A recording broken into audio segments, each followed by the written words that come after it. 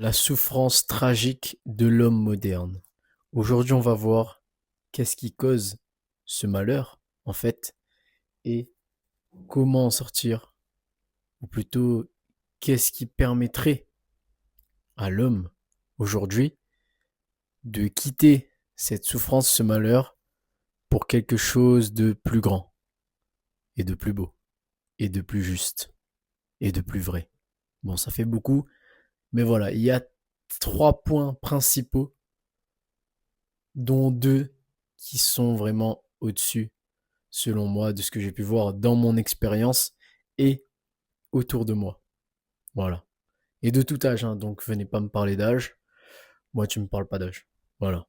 Très souvent, ce qu'on peut remarquer chez ces hommes qui sont mal, et je parle principalement des hommes parce que sur certains points psychologiques, émotionnels, nous sommes différents des femmes, donc c'est pour ça que j'aborde le sujet sous, ou plutôt que je l'aborde pour les hommes, d'autant plus que je suis un homme. Donc voilà. Très souvent, ce qu'on retrouve, c'est le manque de sens dans nos quotidiens, nos activités, etc. Et ça joue énormément. Et alors, comment retrouver ce sens finalement qu'on a perdu au fil du temps pour plusieurs raisons euh, au cours des années d'évolution qui ont eu lieu, de modernité, d'évolution, des métiers également. Plein de choses ont fait que on a perdu beaucoup la raison en fait profonde pour laquelle on faisait ce qu'on faisait. Et aujourd'hui, on est plus comme des robots qui faisons des choses parce que ça doit être fait, mais sans profondeur. Et donc, comment retrouver cette profondeur, ce sens qui va en fait redonner du sens à toutes tes actions et à ta vie, et donc réduire jusqu'à éteindre ce malheur. Le premier point, et pour beaucoup de gens, ce sera certainement le plus important, même si honnêtement le deuxième est très important, il est primordial, essentiel, mais pour certaines personnes qui sont encore réticentes à ce sujet, ce premier point est très important, c'est un purpose. Avoir un but, mais pas juste un objectif, oh je veux des abdos, non, un but profond, une mission. Pour moi, la vraie définition de purpose, c'est une mission de vie, un but de vie, un idéal vers lequel tu tends et qui va te donner un ancrage en fait. Le deuxième point aussi, ce sera un ancrage, mais un ancrage qui permettra de soutenir et de guider ta vie et de donner un sens vraiment à toutes tes actions. Un purpose, ça peut être un idéal de vie, tu veux que tu sois dans une situation plus tard qui fait que tes enfants grandissent en paix, confortablement, je sais pas, qui connaissent la vie loin des grandes villes, paisible et en bonne santé, je sais pas, peut-être que ton idéal c'est de servir ton pays, ton idéal ça peut être de participer à la résolution de grands problèmes de santé dans le monde, ça peut être plein de choses.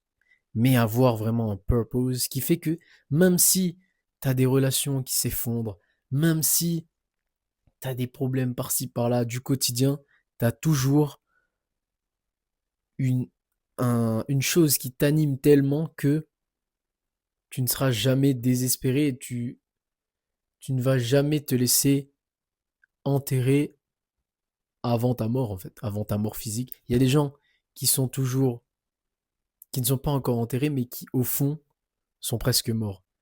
Et ça va t'empêcher d'être comme ça et tu seras vraiment à fond. En fait, tu seras drivé. Désolé, j'utilise beaucoup de mots anglais, mais il y a ces mots que l'anglais possède et que le français n'a pas. Mais tu ne pourras plus te sentir vide car tu as une mission. Donc, quoi qu'il se passe dans ta vie, de négatif ou de positif même, tu sais que dans tous les cas, tu avances vers une direction pour un idéal. Donc c'est le premier point, purpose slash idéal, donc avoir un idéal vers lequel tendre et qui te permet constamment de te rattraper lorsque les choses vont mal et que tu tends à sombrer. Ton idéal te rappelle que, mon pote, faut pas rester par terre, il faut continuer à avancer vers cet idéal de juste, de beau et de vrai. Très important. Deuxième point, le Christ. Je sais que certains d'entre vous vont directement bloquer. Donc d'un point de vue global, je dirais avoir cette part de spiritualité. Cependant, nombreux sont ceux qui risquent de continuer à sombrer si simplement ils se lancent dans des trucs de spiritualité, nanana. Et donc ils vont rentrer dans des réflexions encore plus profondes et déprimer encore plus. Alors que en vous tournant vers le Christ, vous trouverez une force que vous n'imaginez même pas. Il suffit de voir les grandes nations, à quel moment elles ont été au sommet, que ce soit même d'un point de vue de santé, une nation saine. Et dès qu'elle déconnecte avec ça, on peut le voir très bien avec la France aujourd'hui, plus cette nation se déconnecte de ces racines-là, plus elle sombre. Et même la famille, etc., ce sont des structures qui s'effondrent depuis la séparation, depuis le détachement avec le Christ. Je pourrais énormément développer, mais je ne vais pas le faire pour ne pas frustrer les gens qui sont déjà frustrés par ça. Mais pensez-y, un homme qui se bat simplement avec sa propre force finira éventuellement par tomber, par sombrer, alors que celui qui se repose sur le Seigneur finira toujours par se relever. Troisième et dernier point, très important, mais moins primordial que les deux autres. Euh, en fait, moins important. Pourquoi? Parce que en termes de proportion, on n'est pas obligé d'aller dans les extrêmes, on va dire, sur ce dernier point. Ce troisième point qui est la compagnie, mais la bonne compagnie. En fait, trouver son équipe, sa team, sa meute, qui tend vers un idéal similaire au nôtre et qui comprend notre chemin finalement.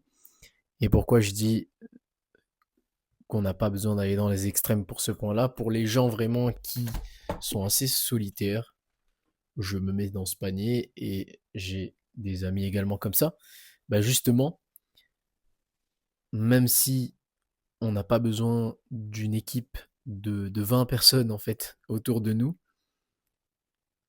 avoir un frère à ses côtés, une personne que l'on estime réellement, cela permet de grandir plus vite que l'on aurait pu grandir totalement seul.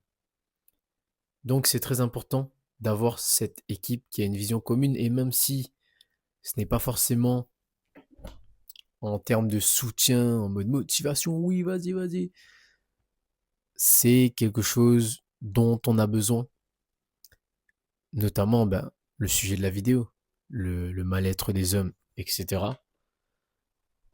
La compagnie, avoir une meute, c'est très important. On est censé fonctionner comme ça, en communauté, et avoir un groupe d'hommes ensemble qui ont une vision commune et qui s'entraident, qui échangent à travers le dialogue, à travers autre chose, c'est très important pour le bien-être et l'évolution même de nous autres. Donc voilà, c'est un point quand même très important, même si je mettrai les deux points précédents au-dessus. Mais ce troisième point est quand même capital. Voilà, c'est tout pour cette vidéo sur un sujet différent de l'entraînement cette fois-ci, mais j'en avais déjà fait par le passé et j'ai eu envie d'en refaire une à ce sujet parce que ça m'a semblé très pertinent, surtout après un échange avec un ami. Donc je me suis dit pourquoi pas en parler. C'est très intéressant, ces points-là qui sont, je pense, primordiaux dans la vie de tout homme. D'ailleurs, dans la partie communauté, en fait, le meilleur mot, ça aurait été plutôt relation. Choisir les bonnes relations, avoir un cercle solide, que ce soit famille, amis, et de toute façon, les vrais amis font partie de la famille magnifique et même son ou sa partenaire. Alors, il y a des hommes, cette vidéo c'est pour les hommes, donc sa partenaire. Hein. Et je pense que, bien évidemment, je ne suis pas psychologue, nanana, mais beaucoup, une grosse partie du mal-être de nos jours vient de ces problèmes-là. Ajoutons à ça les problèmes de consommation. Quand je dis consommation, c'est ce que tu entends aussi, mais aussi beaucoup ce que tu consommes, ce que tu portes, etc. Avec les perturbateurs endocriniens qui sont partout et qui niquent donc nos systèmes hormonaux et donc on se sent comme des larves tout le temps. Alors que non, c'est pas censé se passer comme ça. Donc voilà. Mais on pourra développer en vrai dans euh, d'autres vidéos. Ça peut être très intéressant. Comment en gros ton alimentation te rend triste ou un truc comme ça. Ou comment en gros les éléments de ta vie euh, dont tu ne fais pas forcément très attention, auxquels tu ne fais pas forcément très attention, pardon, comme ton alimentation, les vêtements que tu portes, les perturbateurs endocriniens partout autour de toi, tu ne t'en rends pas compte, mais donc qui bousillent ta santé et bousillent aussi ton état émotionnel et psychologique. Donc ça peut être très intéressant. Dites-moi ce que vous en pensez, et dans tous les cas, je pense que je le ferai. C'est tout pour moi. Je vous invite à mettre un pouce bleu, à vous abonner, si vous n'êtes pas abonné en fait. Et moi je vous dis à la prochaine.